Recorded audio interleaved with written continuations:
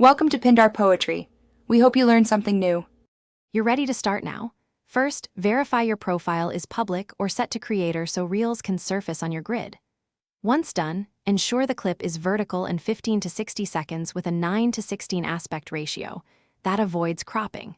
Then open the app, tap the plus or reels button, and choose your prepared video. Follow on-screen trim and audio options to shape the clip before you move to the next step. Now focus on how the reel appears on your grid. Tap cover and pick a frame or upload a custom 9:16 cover so the grid thumbnail looks intentional.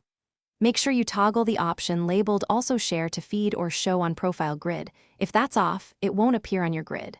While you're here, add a caption, relevant tags, and a few targeted hashtags to improve reach.